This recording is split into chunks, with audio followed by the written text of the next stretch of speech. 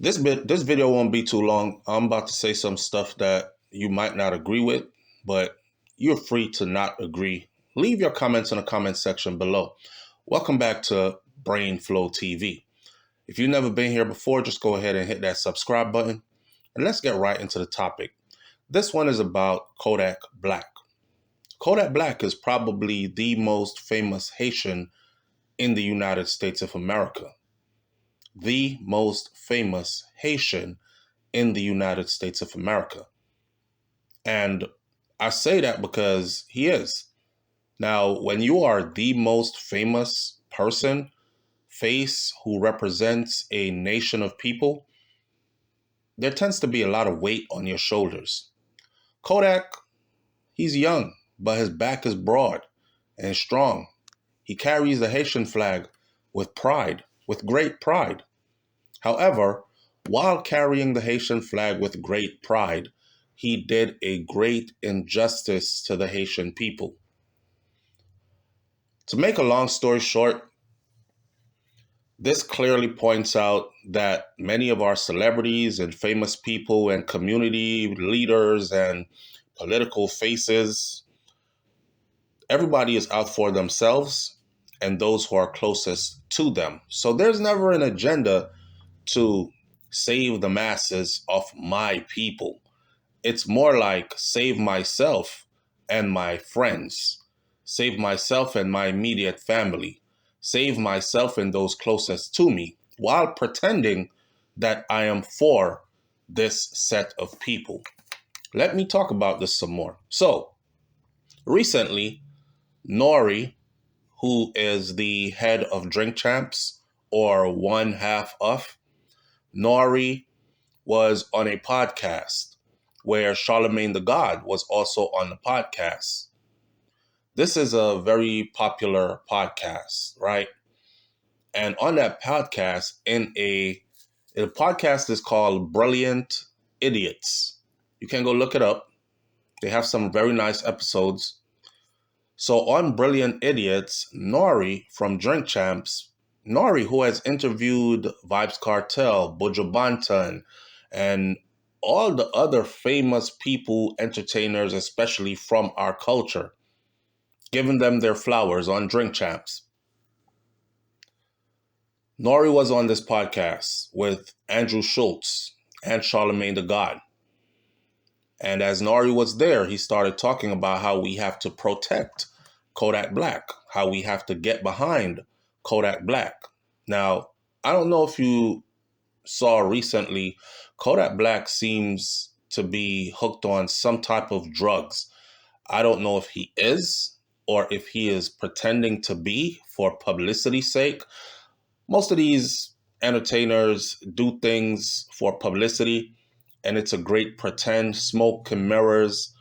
In a world where the more people talk about you, whether it is good or bad, as long as you're getting those clicks, the impressions, they turn into money because it's all about views nowadays. It's all about those who follow. And a lot of people follow accounts or follow people they don't necessarily like. They just follow them because of the excitement. Oh, let me see what happens to him next. He just got arrested.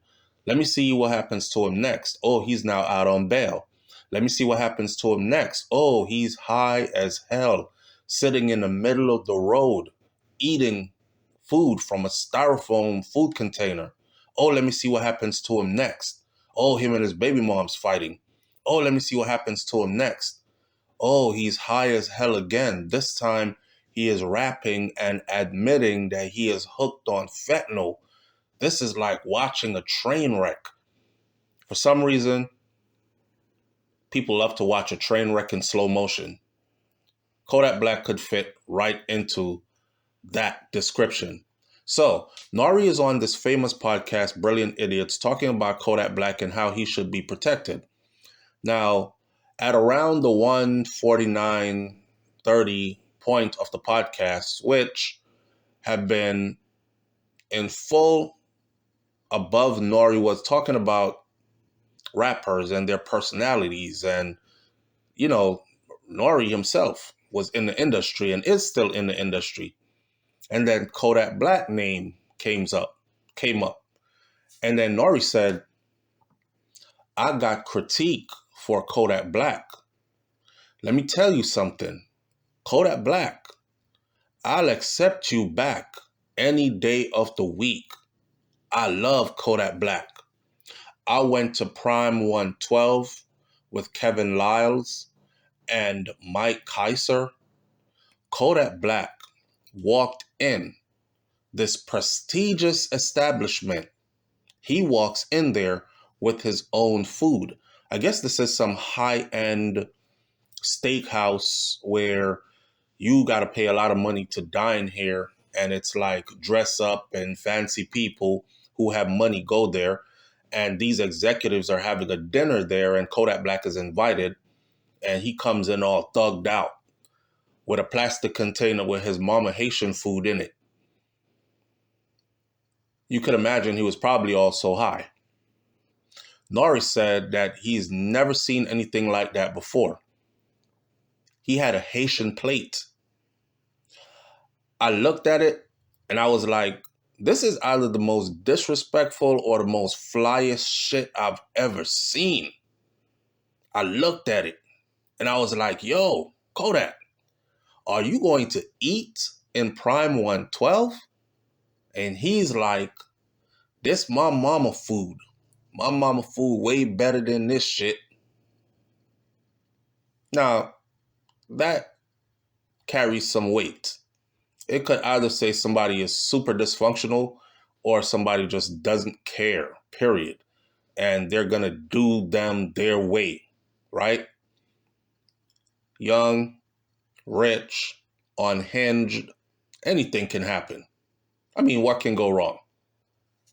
So Charlemagne then asked, why did Kodak Black bother to even come to Prime 112, which is a high-end restaurant, if he wasn't even going to eat the food? And Nori replies, because he's a gangster.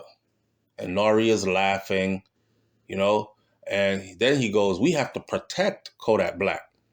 The same way we had signs to protect DMX. And I did my part. But I don't mean like we be worried about him. I'm saying, the culture has to stand behind him. This is a different individual, right? He kept on talking about how Kodak Black was a real one. And it's clear that he takes care of his team. And it's clear that he takes care of his community. And I love what he does for them. And I love what he does from where he's from. He talked about how, have you ever been to Pompano, where he comes from? If you go there, you will totally understand. You will totally get it, who Kodak Black is and why he is the way he is. Well, I got one bone to pick with all of that, right? And like I started out saying in the beginning, I'm realizing now that a lot of Black celebrities and community leaders, they're not really out to lead the whole Black community. That's where they get their money from. That's where their fan base is, their safety net is. But when it comes down to the wire, they're all about themselves and the people closest to them. Did you all know that Kodak Black, being the biggest Haitian in the United States of America, was a powerful instrument in Donald Trump winning the election by getting the Haitian community to vote heavily for Donald Trump? I remember during the election seeing Haitians for Trump. And of course, Kodak Black was super busy all over social media. Matter of fact, he was threatening violence to anybody who had anything bad to say about Trump. Now, I don't have a bone to pick in this fight, because if I was in his shoes and you got me out of prison, I probably would be voting for you regardless. All I'm saying is, don't pretend that you are for a people when you really are for yourself. Put the Haitian flag down and just start living your life as an American. You got Haitian roots, but you are American. You were born in the United States of America. Yeah, you speak Creole. Yeah, your mama speaks Creole and all that. We get it. However, you are as Americanized as it gets. You are as African American as it gets, right? So start being that and stop waving that Haitian flag while you're doing things that destroy Haitian people. Like, for instance, TPS being removed for the Haitians. If the person who Kodak Black backed for the election was not elected, let's talk plain and straight. If Donald Trump had not come to power, had not gotten a second term, the Haitian people who are about to be deported sometime soon, 500,000 of them, 500,000 Haitians, they wouldn't have to worry so much because under Biden or Harris administration, they would have been given, and they were given, a pathway to permanent residency in the United States of America for those who wanted to stay. Just put the paperwork in. There's a great backlog in the immigration system, but the paperwork will work out in time. In the meantime, you have legal documents to go to work, earn some money, pay your taxes. You're not begging anyone to stay here, and you're not taking away anybody's job, contrary to popular belief. But Kodak co-signed the person who said, oh, they got to go. Temporary protective status is over for them. It's a wrap. Get them out of the country. Take away their paperwork that makes it legal for them to work here, which means they will either have to report to ICE or run and hide and work illegally and try to stay here until this administration is over, hoping the next administration is different and will reverse the process, or be on the run for years to come, or self-deport, or be picked up, arrested, and deported by ICE back to Haiti. Haiti is not pretty right now, especially Port-au-Prince is not pretty right now, where the airport is, where they will be landing. It's like landing in a war zone. And in the meantime, the U.S. government is saying that, oh, Haiti is good. It's good enough for them to go there. But on the flip side, they're saying to all American citizens, do not go there. Do not. Matter of fact, we are not even sending any commercial flights there. Haitians right now cannot say, I'm going home to Haiti to visit my grandmother. I'm jumping on American Airlines first thing in the morning, catch a flight to the island. There are no flights leaving from anywhere in the U.S. to Haiti because it is seen as that bad.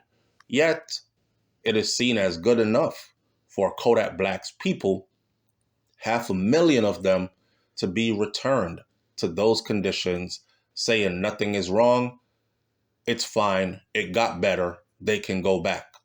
So, Kodak, on one hand, he's in America, he's a rapper, he's famous, he takes care of the people closest to him. He does stuff in his community like pay for people's rent, pay people's light bill, stuff like that. In the most impoverished communities, downtrodden communities, that he is from that cloth.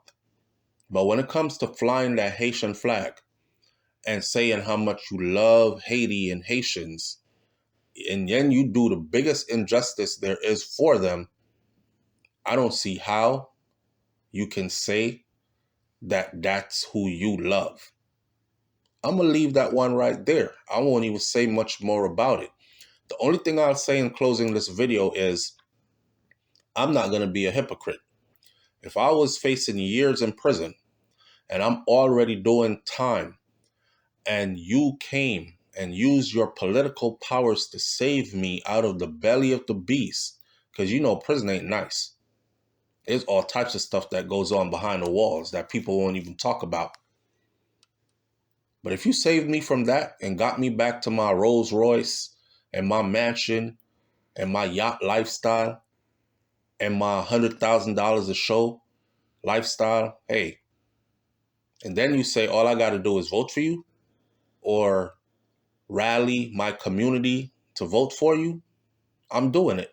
Maybe Kodak Black got tricked in the process. A lot of people are going to say Kodak isn't too smart. He wasn't thinking that far ahead. He was just happy that Trump let him out, pardoned him, and then he went hard in the paint out of loyalty for somebody that went hard in the paint for him when he needed it the most. I see it that way too.